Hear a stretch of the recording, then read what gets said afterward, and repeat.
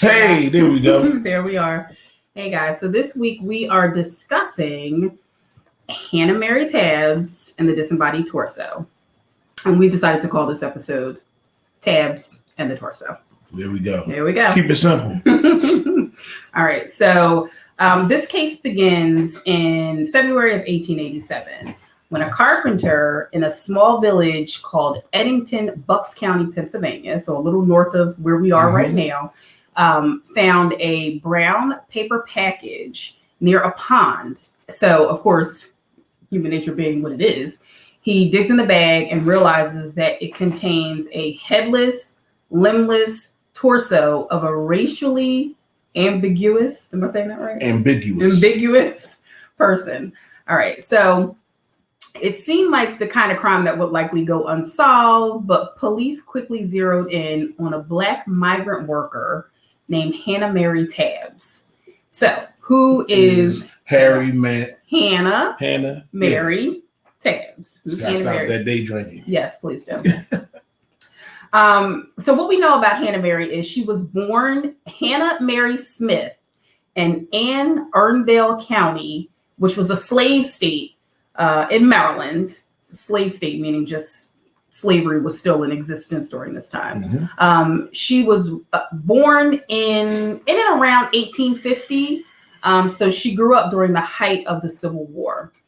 There's not a lot of back information that I could find on Hannah Mary. All we know is that she, like I said, grew up during the Civil War. So you think about childhood leading into adulthood for a Black woman, a Black person during the Civil War, just use your imagination. Yeah. So I know during the time she was growing up in Maryland, slavery was still, an institution, Mm-hmm. but there were also free people of color in Maryland at the time also. So in our research, we're going to assume that she was free because, how can a slave escape to murder somebody? But right. Well, right. So as she grows up, and you'll hear, but as she grows up, she comes into an adulthood. She's still living in Maryland, but she moves a little further north to Baltimore, where she meets John Tabbs, who she marries. Before she marries him, she's with her niece. Niece is named Annie Richardson. She tells everyone that this is her niece, but there's no definitive proof that it is her niece. And the child is very, very fair skinned. Mixed race. Mm-hmm. So she could possibly pass, which Hannah Mary was a brown skinned Black woman. So the question of the child's paternity and whether or not it was really her niece and not her daughter kind of comes up in a lot of the research that we did and the book that I read about this case. So 10 years after the Civil War, she moves, her and her husband and her niece moved to Philadelphia, Pennsylvania. And that's where the story picks up. So this is the backstory of the crime. The victim turns out to be a gentleman by the name of Wakefield Gaines. Did we find a picture? Nah, at any rate, we couldn't find any pictures of the crime scene or anything. This is like really buried. Right. And I created a picture in my mind that I thought I saw. You definitely did. You've been watching too much CSI. We were looking. I was like, babe, didn't we come across a picture? No. It was a paper bag and some bushes next to a lake. She was like, no. That was probably something we saw in Investigation Discovery. Yeah, I made that up. Yeah. So, like I said, it turns out that the victim was Wakefield Gaines of Philadelphia, and authorities eventually linked him to Tabbs due to her being seen carrying a large brown paper package while taking the train from Philadelphia to Bucks County. So she So she got this body, this torso, in a bag. Just a brown paper bag. So right before the torso was discovered is when people saw her carrying this package. Yeah, boarding this train from that's like the bag old girl was carrying. Right. So also it's discovered that Tabs worked at the same Bucks County estate where Gaines worked. So in conclusion, that's how they met each other at work, both working at this estate. Okay. So apparently the way the story goes is Gaines and Tabs were having an affair, and Gaines will come to visit her while her husband was working. I wonder where the daughter was, or the niece. Gaines will come to visit her while her husband was working. But it says that she distrusted Gaines in part because he himself was married. Exactly. That face. He himself was married, and he was having affairs with other women besides her. Okay. So she didn't trust him because he was engaging in the exact same behavior that she was engaging in. Right. So it's almost like reverse psychology. Okay. Anyhow. All right. So at first she denies having anything to do with his death. But eventually she does make a statement that she and Gaines were at her home on the morning of February 16th, and a man named George Wilson knocked on the door. Okay.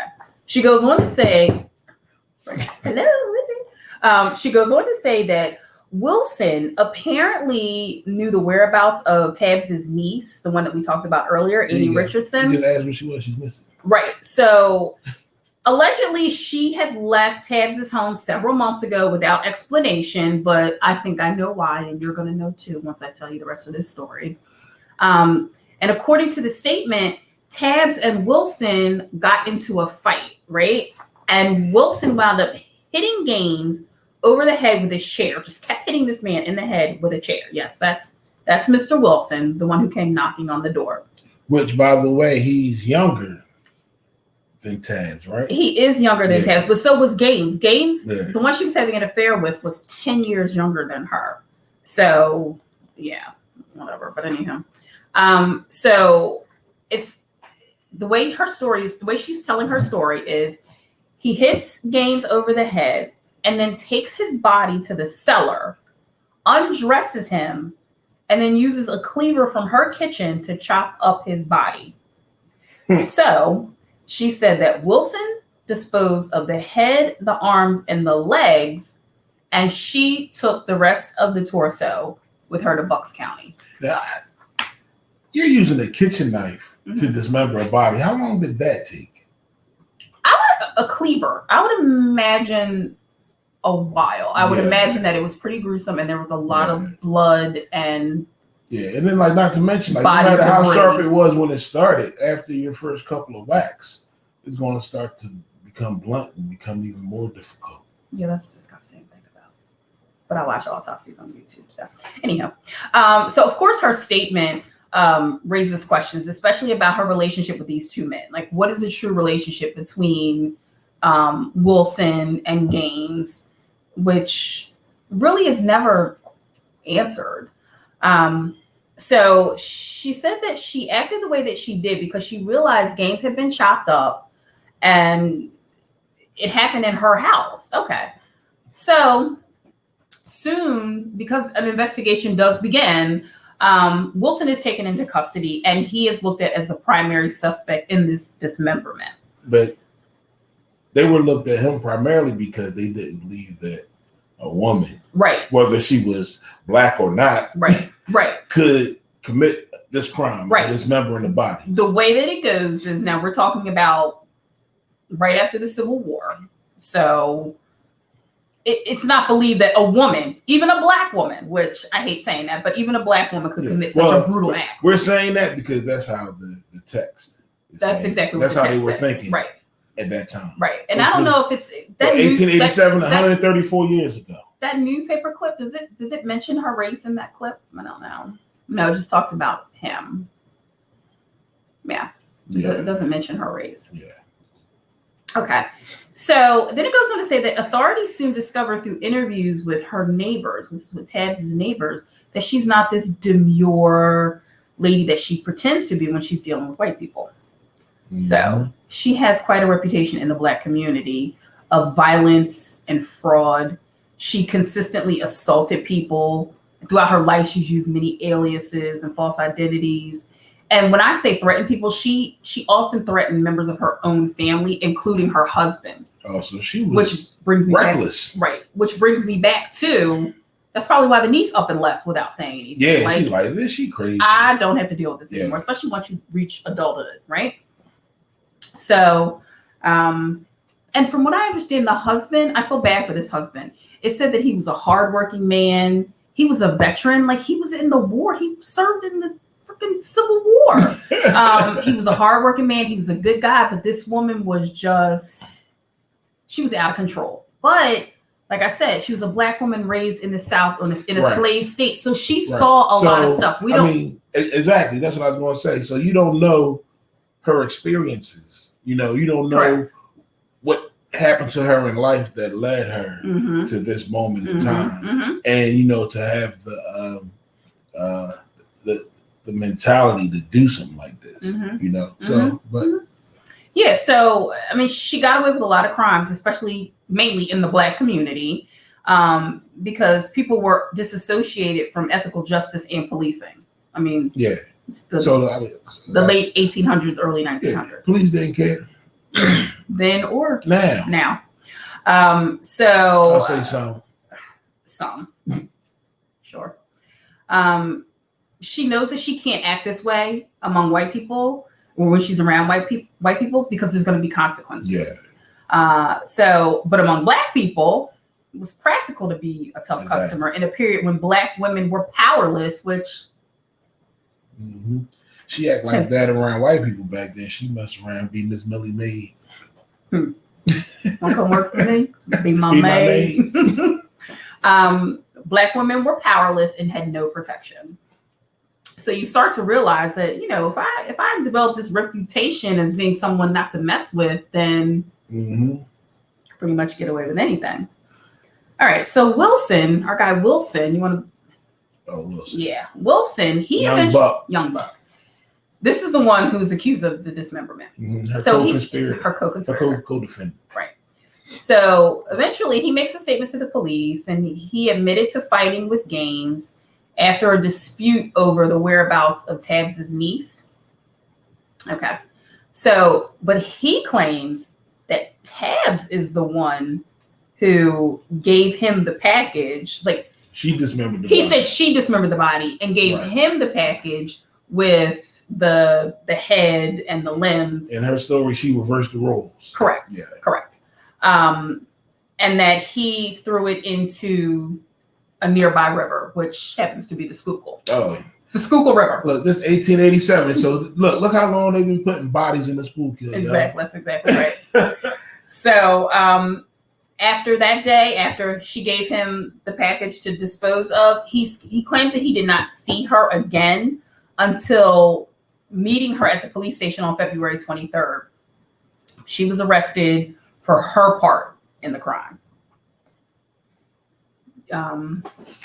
So let's see. This is where the confessions all start to kind of meld together. So while in custody, Tabbs confessed that on the morning of February 16th in the year of 1887, George Wilson came to her home at 1642 Richard Street in Philadelphia. Wakefield Gaines was already at her home that morning. I wonder why. Casually reading the newspaper, Wilson and Gaines got into an argument, and Gaines jumped out of his chair and struck Wilson. The two fought, and Wilson hit Gaines over the head with a chair. Gaines fell to the ground, and Wilson struck him several more times with the chair, then dragged Gaines' body to the cellar. Tabbs confessed Wilson removed Gaines' clothes, and after retrieving a butcher cleaver, he dismembered Gaines. Tabbs said she took Gaines' clothes and his torso, then boarded a 6:30 train and went to Eddington, where she threw the body over into the water. Wilson also confessed to the crime, but stated that that it was Hannah Mary Tabbs that dismembered Gaines. He admitted he threw Gaines' heads and limbs into the Schuylkill River. Philadelphia police investigator Frank Geyer. And this is our guy Geyer right here. This is our guy Geyer. This is the detective on the case. Lead detective Geyer. And then there were other detectives. Yeah, Thomas Crawford, Tate and a Miller, accompanied by George Wilson, searched the river, but never recovered the dismembered body parts. Yeah, so that guy's body is still at the bottom of the stool. With however how many. So now the police have these two stories, and it is up to police to try to decipher or figure out who did what between these two wonderful members of society. Who killed this man? Who dismembered his body? Why? And all other matters of foolishness. Yeah. So, all right. So the story continues. Hannah Mary Tabbs is dubbed the murderess in newspapers, right? Tabbs in the torso case would be front page news for months because it unearthed otherwise forbidden subjects such as adultery, sex, and domestic violence. Like that doesn't happen. Whatever. So when Tabbs and Wilson were put on trial, Tabbs always looked down. She was differential, while Wilson, who was considered to be a bit slow, seemed to revel in the attention. Now, I want to remind you guys of something. Look at Wilson, okay? Look at Wilson. This is Wilson. Very fair-skinned, straight hair. Can kind of pass for Caucasian, right? Mm-hmm. Look at Miss Hannah Mary. Clearly a black woman, okay? But smart as a whip. Usually criminals are. So, now, these two. The author of Hannah Mary Tabbs and the Disembodied Torso, her name is Callie Nicole Gross. She wrote this book. This is a great book. I read it. She said that white citizens of Philadelphia were scared of Wilson, who was of mixed race, but could pass for white. And he definitely became the sum of all fears because when you have someone who could potentially pass, he's the embodiment of the fears of race mixing. Oh, yeah. Right. So it's like it's evidence of what they don't want. That's what he is. What he represents. That's exactly right. So, all right. So we go on to say that Tabbs plays into the bias of the time, right? Mm-hmm. She spoke with a Southern accent. She could visibly be identified as a black woman. She wouldn't look them in the eye, which you didn't do that during that time. She wasn't uppity, right? And that became the death knell for Wilson. Okay? She knew how to behave. Mary Hannah Tabbs knew how to behave in front of white people. So Wilson was completely outmatched. Right. So she was playing the game. She was playing the game. But he was coming off as and privileged. Right. You know, like I'm like you guys. I'm one of you guys. Right. Yeah. All right. So Philadelphia District Attorney George S. Graham. Where's Mr. Graham? There he is. Mr. Graham, he prosecuted the case against Mary Hannah Tabbs. The coroner's physician, Dr. Henry H. Formod, I could not find a picture of the coroner at the time. He shocked the packed courtroom during this trial when he testified that Wakefield Gaines was alive when he was dismembered. Right. So now that's like torture. So when you think about it, if the coroner is saying this, right, not only is it torture, then the responsibility of the crime really does fall on Wilson. Because he's the one that said he kept hitting. He admitted that he hit him over the head with the chair. Right. But he didn't kill him. No, he didn't kill him. He was alive when he was dismembered. So that's still kind of like who dismembered him. Yeah, I guess you're right. Okay. So after the jury found Wilson guilty and after a round of course, legal maneuverings, appeals, Wilson eventually agreed to plead guilty to murder in the second degree, and he was sentenced to 12 years of solitary confinement, where he served his time at Philadelphia's Eastern State Pen. We all know that one well. Well, not well, but we know. But we know it. Yeah, so it's a landmark in the city of Philadelphia. Yeah, so now you can take tours. Mm-hmm. They have like a Halloween thing every year. Yep. All of that. It's pretty creepy, like in the middle of the day on a Tuesday and all that. So you don't have to go out. The crazy thing is that my mom grew up maybe less than a mile from here. Mm-hmm. And she said in the 60s. Yeah. and it was open. Mm-hmm. So like, yeah, 50s, 60s. Mm-hmm. Yeah. She remember hearing the sirens go off when people would escape. That's crazy. Right? Just like escaping to the neighborhood. Exactly. Yeah. And it's in the middle of a neighborhood. Yep. Like, I don't know what it was like in 1887. I don't know. Yeah, I don't know. Those houses we probably should have seen if we could have found a picture from it, but whatever. Yeah, that's right. Next time. Okay. So Tabbs pleaded guilty to accessory after the fact, and the judge recommended leniency. And for this, she received 2 years in prison. 2 years. Played a part. It's just me and you right now. Yep. 2 years in prison. Can you imagine? Wilson served a total of 9 years and 3 months before being released in 1896. Mm-hmm. Tabbs served 1 year and 1 month of that 2-year sentence. She went back to Maryland and lived in part on a widow's pension because her husband, John, died while she was incarcerated. Mm. And that, my friends, is the story of Mary Hannah Tabbs and the disembodied torso. Mm. Yeah. That's deep. Yeah. It's a good story. Yeah. It's a really good story. I mean, no Philadelphia history. It's some Philadelphia history, a Black woman. I'm not saying that Black women aren't killers, but when you typically think of murdering people at that time, you don't think a Black woman who's like motherly. Yeah. So, post the Civil War. Mm-hmm. Like, yeah. So that's it, guys. Thanks so much for joining us for these few minutes of murder and mayhem. Exactly. Come on, y'all. Check us out next time. We'll see you again soon. Peace.